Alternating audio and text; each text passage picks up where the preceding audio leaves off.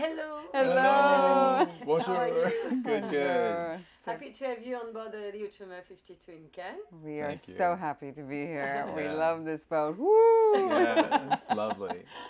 Yeah. So you perfectly know the sailing market. You've been sailing on a Leopard 46, Yes. right? I like how you say that, Leopard. I know. It sounds I so love Yes. dancing. Yeah, like, exactly.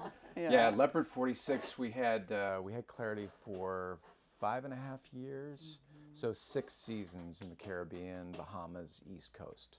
Yeah. Okay, great. So it's more a charter boat. Oh, it was a Yeah. charter boat. Yeah. Very Yes. charter boat. Yes. Yeah. And so now you've been sailing for a while now with Holly and Stefan. They Yes. are in Outremer 52. Yeah. Uh-huh. So we're interested in getting your feedback on the market in general, the Yeah. selling market in general, and also about your opinion at Outremer and the catamaran market. To get all your impressions, your feelings, your feedback. Yeah. Okay. Sure. It's Yeah, and if you also could add some words about Dansant generation, because yeah. Yes, You we were both very know. close on several dansants. Yeah. Yeah, I mean we've had a long-term love of the Outremer aesthetic from Dansant. One of the first boats we ever looked at when we were looking for a catamaran was Plaisir, 92 55 standard, and so we've always admired, I guess, the aesthetic, the pedigree of the boats. But I think if there's one thing that's maybe held us back a little bit is that I'm a little bit large, like I'm a little big, and so these older designs, well, there's a strong emphasis on sail handling and performance. The accommodations were minimalist, really, especially by today's standards. Which we were willing to do. Yeah, we were very willing to do, but it was difficult to find Yeah. one. Yeah.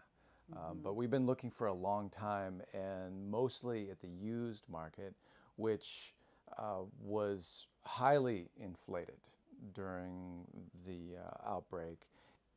Well, we've been looking for like a year and a half, really. Yeah. And the motivation to move away from Clarity, away from our Leopard, was we were striving for more performance. When we consider the distances to actually go across the oceans, the average speeds, we usually plan at like, 6 knots, 6 knots for planning purposes. And we were listening to others who had done the same on performance boats, and in planning purposes, they plan at 8 knots, they plan at 9 knots, and that's not just a little difference, that's a very large difference. And when we think performance, we're not thinking just the speed, it's the motion, of cutting through the water versus on Clarity. There was a lot of buoyancy and hobby horsing, and also being able to go in light winds. So, those two things are really important.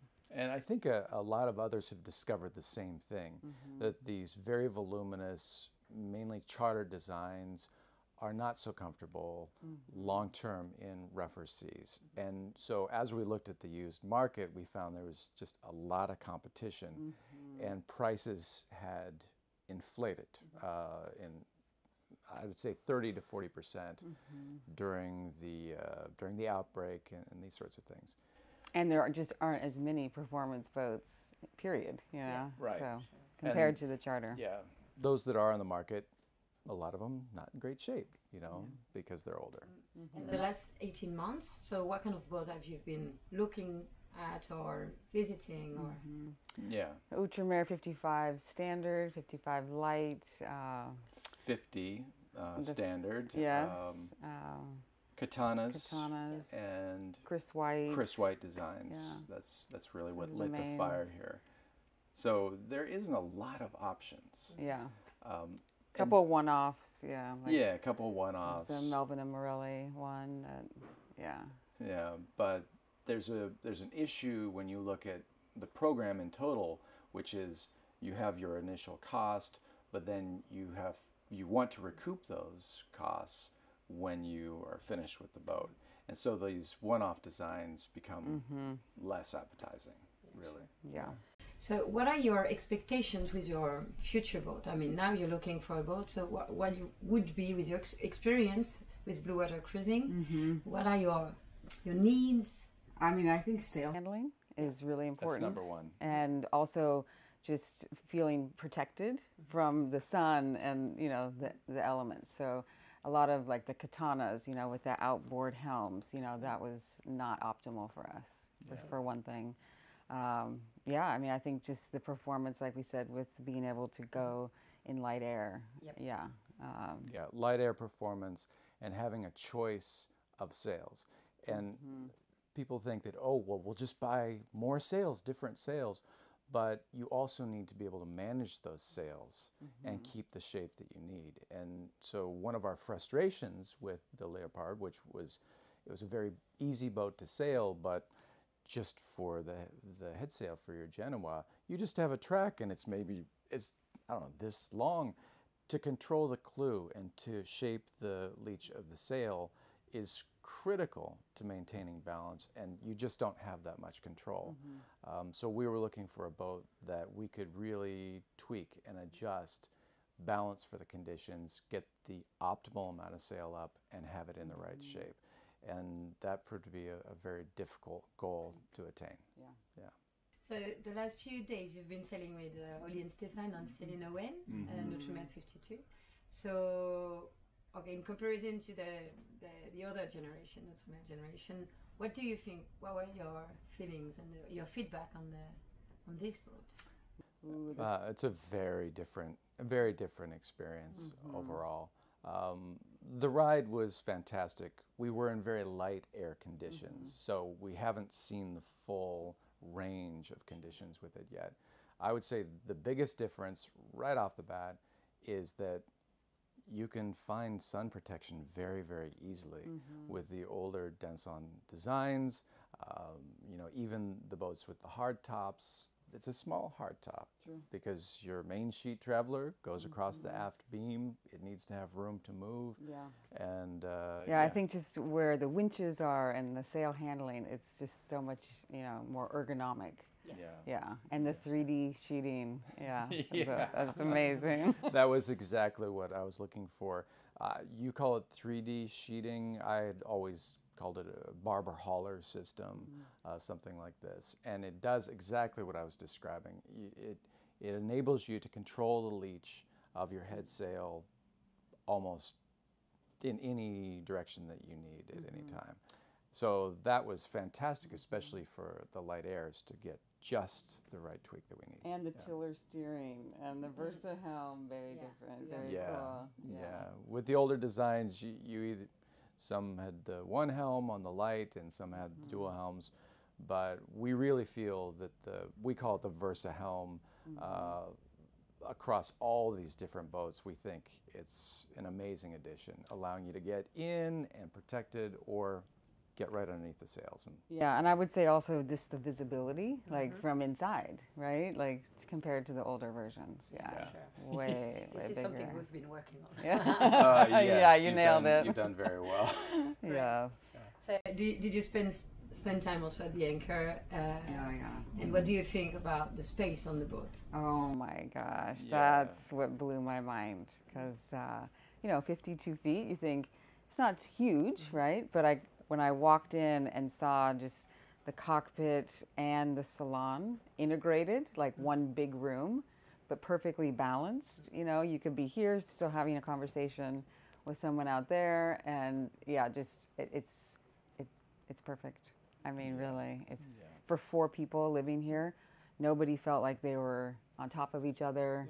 You could be in the galley, be here, and you know, plenty of workspaces, and and especially the guest cabin is very luxurious. And we like to have our moms come and our family, so that's really important too, that they feel comfortable, and it was great quarters. Very comfortable boat at anchor, absolutely.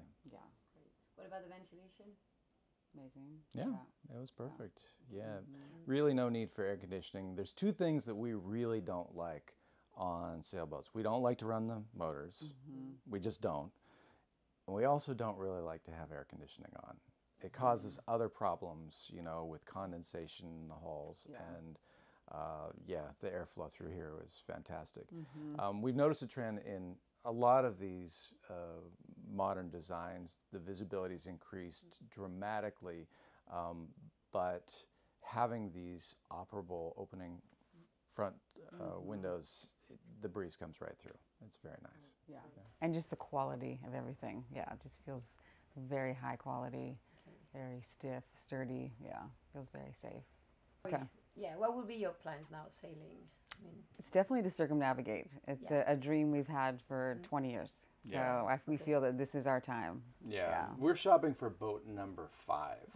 And so our list of musts is set in stone, basically, because we know pretty much what we want and we know what's important for actually doing those miles. It's a long way around the world, you know, and it makes a difference, all these little choices. Yeah. Yeah, I have a question. So you're a couple, you've been sailing for a while together. Yeah. So would you have any piece of advice to share with some people who would like to own a boat and to be successful in this project? Yeah. I would say the answer is very, very simple. I think that no matter what boat you're on, the operation of the boat, it's critical to work as a team, and each individual couple is going to have their own chemistry, their own balance, their own sense of how the tasks are divided and that work is accomplished. But having an opportunity before you take off for the big trip to understand and get into those roles. So take your time to step one step after the other. Yeah, I think the communication is so critical on a boat. Because lots can happen quickly. And so I think you have to have an attunement to both each other and the boat. You both have to be paying attention. Because even if I don't know how to do everything, like if I'm aware of what's going on, like I can participate, right? So it's being equally invested in the project and, you know, the participation, right? And that comes down to communication. And I think that couples can practice that on land through being kind and through being clear. And, you know, just having a really strong level of respect, you know, for one another. Because I think in stress, you know, people can maybe not be the best self, right? So it's something you can practice now. And we realize also that some people, when they don't know the difference between the house and the boat, and sometimes they think that it would be the same actually. But you can see that the behaviors are totally different when you come to a place that it's closed. Only 2 people together, and then you have totally different situations to face. So what do you think about this saying about a boat is not a house? So no, although I must say that many of these boats have all the same features as a house, and it's one of the main reasons we feel like we cannot go back to a monohull for long-term cruising, is because we think it's important to have our own space, and I go play guitar over there and you go read a book over here, and having your own interests that you can, you know, I'm going to have this for myself. I can take time creating space for yourself, even within the small space, I think. Because on land, in your home, I go here and my friends, or you know, you have a separate, so you don't have to be everything together on a boat. You can say, hey, you know what, in the morning, I'll talk to you in a couple hours. That's good, okay? I do yoga, I go, you know. So have your own, autonomy. Autonomy is super important, but it's to recognize and realize that there are lots of stressful moments on a boat. Being prepared for that can lessen the stress. If you have protocols, procedures, there's no need to speak loudly. If you both know, there's a problem with the anchor, you just spring into action without so much talking. Yeah, like before any maneuver, you know, we talk it through. Okay, this is what we're going to do. So it's not in the moment going, now what do you, how? I didn't think we were doing that. Wait, stop. Perfect timing. Perfect timing. Good timing, you planned that. Yeah, so it's definitely a different situation, and it's something that you need to have a little bit of time to evolve into. Yeah, so I think, we tell people, like, you know, go charter, go spend time on a boat, go be crew, you know. Practice. Yeah, practice. And there's always an opportunity for learning. So no matter what we do, what procedure or maneuver we're doing, even if we do it perfectly, we talk about it after. When we say, hey, you did that the exact time that I needed, and you did, and then we back and forth. So it's not always, oh, we did so bad. It's like, hey, we did great. And that's what's fun, is you're always learning, right? Sure. So it's like, if you look at that part of it, even if it's hard, it's like, what part is fun? Yeah. You know, and that can be growth and getting better. Yeah. So we're excited. We need to get back on the water. Yeah, very excited. Yes. So when you buy a boat, you expect also some services behind. So what are your thoughts about this? I mean, when you buy a boat. I mean, a boat is a huge investment. I mean, we talk about all the evolution of the design, but the design comes at a price because the materials are more expensive and the craftsman costs a lot to employ.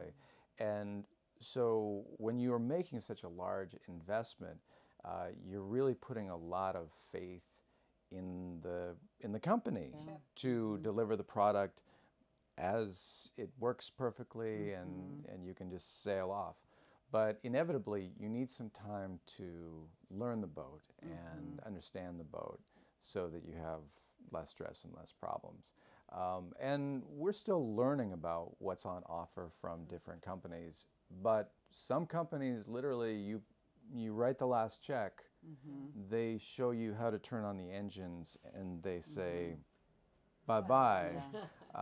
And we've been friends with Alwyn, Holly and Stefan for 4 years before they built their FP. And so hearing from them the differences from that handoff to now with the 52 is just, it's been very inspiring to hear how Outremer, really prepares people for the experience of sailing around the world. Like, it's a big project. It's not just, here's your boat, go have some cocktails, Yeah, good luck.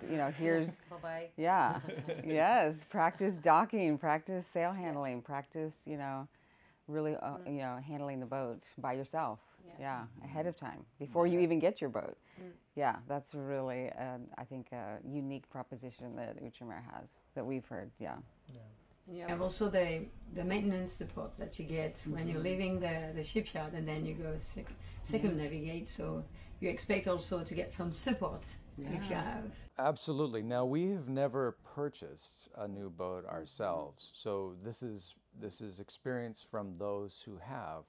But one of the complications that arises for new owners is when something does fail, when something breaks, who do you talk to? How is it resolved?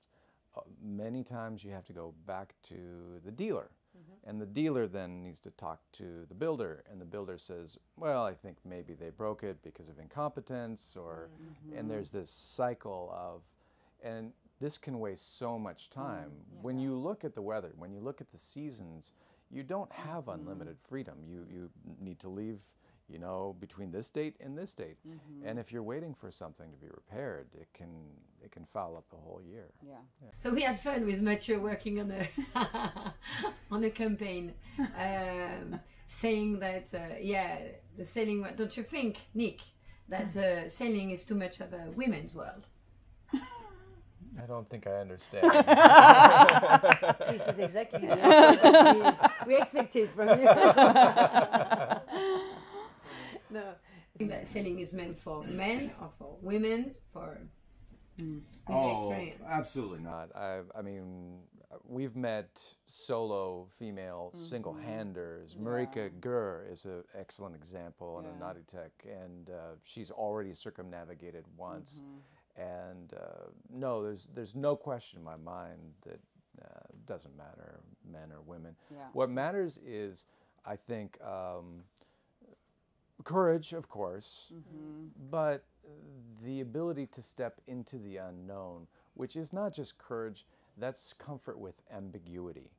And uncertainty. I don't think that's a men versus women thing. I think that's and that's when we consult with couples, we've had hundreds now, I tell women, I say, first of all, you're a badass. So remember that, okay? And they go, oh, I am a badass. But it's true. I mean, it takes a lot of courage. But I'm so inspired by all the women I see out there too. So yeah. And what do you think about why should the shipyard make evolve on the boat for women maybe to sail? I mean, sometimes I'm short. You are? On the boat. No, but so do you think that there are some stuff that the shipyard, the builders, should think about when they build a boat Electric to winches. make feel electric winches, for example? Yeah. But you know, this kind of stuff to I love- ease the sailing for women. Also. I love what you did, the stairs up, and then Yeah. with the, reaching the Yes. top of the, Yeah. the main, Yeah, Yeah. attaching. will be That's in our video, amazing. yeah. Yeah. Yeah. I love For that. example. Yeah. Absolutely, yeah. Simple thing, like just engaging the main halyard. You know, I was the only one who's capable on Clarity Yeah. to reach all the way. And he had to the top. climb steps up. Yeah. Yeah. It was not safe, I felt too sometimes. Right, right. So having ergonomically placed winches, so that if they're not powered, you can get the leverage. You would be amazed at how many, boats here at the show, Yeah. where for anybody, even to get the leverage, Yeah. to get Yeah. a winch handle, it's in the wrong spot. And I would say also one thing I really noticed coming on to Awen was the stairs, just both up into the cockpit and then up onto the decks. I feel like there's handholds. It's very safe because I'm picturing rough weather and going, where am I going to hold on to? And I felt like it was just it was well thought of. Okay. Yeah. So, yeah, I appreciate that. So do you think women can enjoy going sailing? I mean, because you need to be under the sun, you need to face some weather forecast that are not really nice sometimes, so strong winds or whatever, it happens. Or do you think women just, follow their men and just to make him happy? Or I mean, relationship dynamics it's complicated on a boat, on land, and I certainly have made all of these mistakes where I want to assume all the responsibility. And I just want you to be comfortable. I just want you to come along with me. And it's support true. me. I would have not gone if he wasn't going. Like when we first went 20 years ago, it was because I wanted to be with you. I didn't want to go sailing. Yeah. Okay, so That's your idea. Yeah. But then after being out there, right, I was like, wow, this is, aside from the storms, okay, I fell in love with the ocean, the sailing, the lifestyle, the community, and so that's why I keep coming back. okay, Because, I feel like for women out there, they're, because you meet so many people and the community is unlike anything on land. sure. People are helpful, self-reliant, appreciate nature, and it's just, back to the growth element. Like there's endless opportunities for self-growth and, development that way. Yeah. So, I think that becoming a true team as soon as possible, where you're not the passenger, you're a co-captain or actively engaged crew, that I think gives anybody a sense of empowerment and responsibility and participation. And I think once you get from here to there under your own steam or your own power, that sense of accomplishment is like nothing else. And that doesn't matter, men or women. Yeah. And I think some advice I would have for people is to just be really kind to yourself as you learn.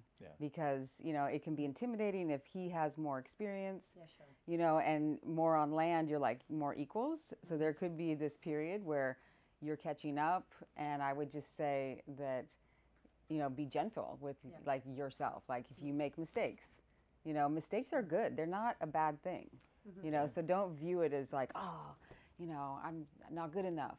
It's like, no, this is how you learn, from the mistake, because then you saw like, oh, don't do it like that. But you can't read all of those things ahead of time. You have to do for muscle memory, And I think it helps to sail with different people. Sail separately. I Sail do with that. this captain, that captain. Learn other options for how to do things, and maybe separate the dynamic, Yeah. the husband and wife dynamic sometimes. I think going and sailing with a group of women, I would highly recommend. I wish I had done that early on, but I think there's a lot more opportunity now. They tell us, so some people say that separating men and women is not a good thing to do because you create more, differences. But actually, we have a strong request for women because they feel safe, more safe to say stupid stuff that are not stupid at all. And so this is something that they are because I think women are used to they're more like supportive by nature, like that's just how we do it, whereas men are more like, this is how, they're helpful, right, but they're also more maybe direct, or this is how you do it. But I think that if you can establish that within your relationship too, like, hey, this is how I need your support in this, you need to maybe adjust your way a little bit. Yes, absolutely. So it's not just his way and your way clashing, right? Yeah. And I think that I would say, I need more support and encouragement, and you've been able to do that. So it's very important. And something I also see with men aboard is they maybe are not completely confident in their own capabilities. This is new for them, and they're trying to act like, oh yes, I know everything. But then they get bad habits. They do things incorrect. They do it inefficient. They cause the captain, he causes problems that could be solved in much easier ways. So both be open to learning. Both be open to learning, absolutely. You've been talking about the community, the sailing community. So what are your feeling? You would like to circumnavigate on your own, or being part of a group is key to us, or what do you? I think the group would be cool. The group would be cool. I think I would want to know more about the group. In our experience, our tolerance for weather is different than others. We see some stronger winds and we say, oh, we go faster. And other people say, no way, it'd be too rough or something like this. So I think you have to find boats that have the same expectations for a passage. But ultimately you make your own choice, You make your own choice, But we've never done any rallies. We've never done any group cruises. But we've always heard great things. Yeah, we've heard it's a lot of fun. People love it, So I think there's a lot of value.